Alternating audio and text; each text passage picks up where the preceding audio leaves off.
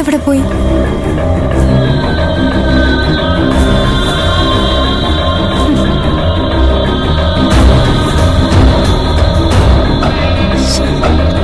എന്നാലും അതെവിടെ പോയി?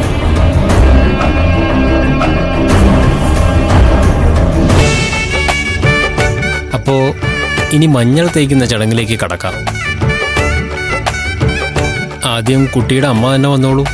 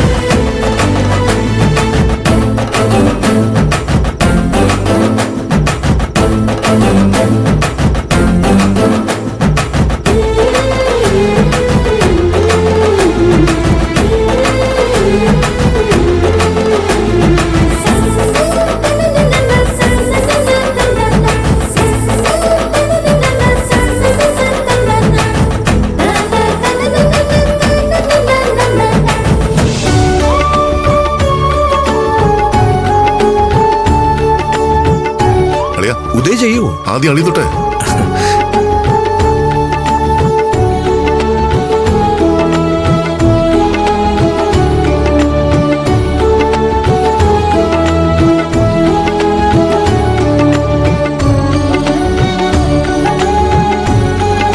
സൂര്യ ചെല്ല്. വാ.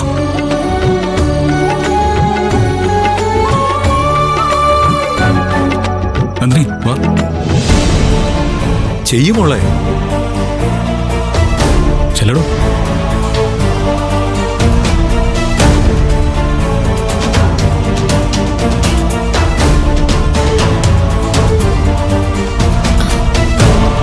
വേദിക്കിത് തീരെ ഇഷ്ടമായിട്ടില്ല. ഒരുങ്ങുമ്പോഴേ അവള് പറഞ്ഞിരുന്നു. പിന്നെ ഞാൻ വാക്ക് കൊടുത്തിരിക്കുക, നിശ്ചയത്തിന് അവൾ ഉണ്ടെങ്കിലും വിവാഹത്തിന് അവൾ ഉണ്ടാവില്ലെന്ന്. എങ്ങനെ? അതൊക്കെ ഉണ്ട് ആന്റി, നോക്കിക്കോ. ഇവളെ ഒതുക്കാനാണോ പ്രയാസം? നടക്കാൻ പോകുന്ന സംഭവങ്ങൾ എന്തൊക്കെയാണെന്ന് ആന്റി കണ്ടോ?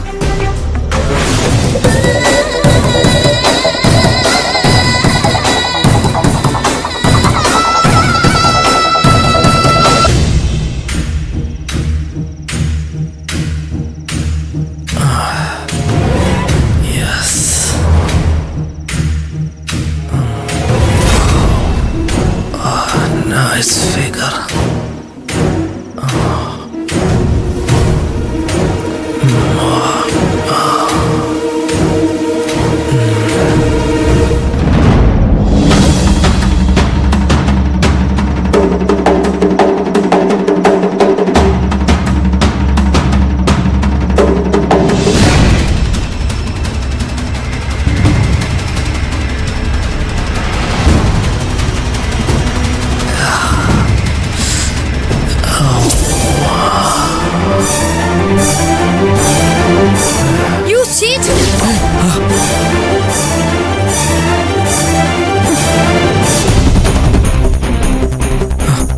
താൻ ഇത്തരക്കാരനായിരുന്നോ രഞ്ജിത്ത്?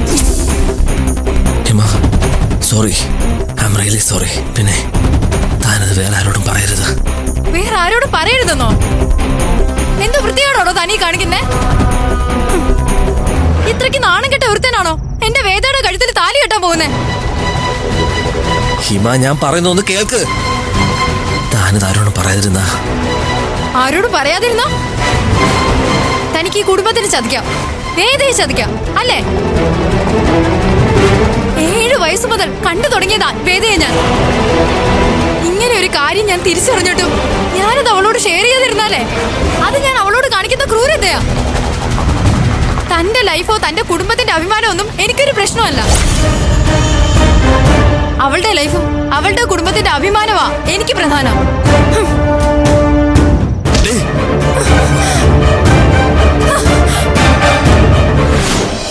ഇനി അച്ഛനമ്മമാരുടെ ആശീർവാദം വാങ്ങിച്ചോളൂ.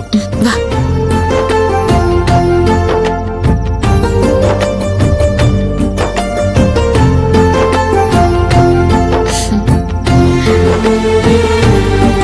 മോളെ, അമ്മയുടെ അനുഗ്രഹം വാങ്ങിക്കുക. ചെല്ലേ. ആ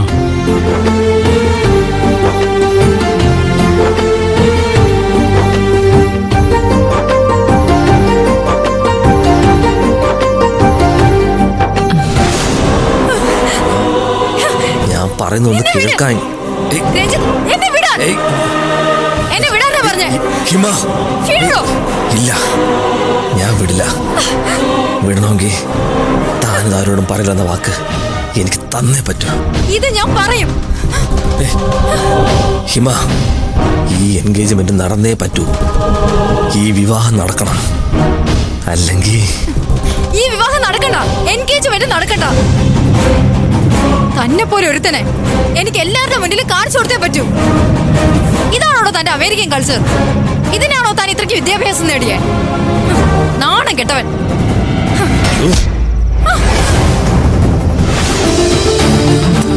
അച്ഛൻ്റെ അടുത്തേക്ക്.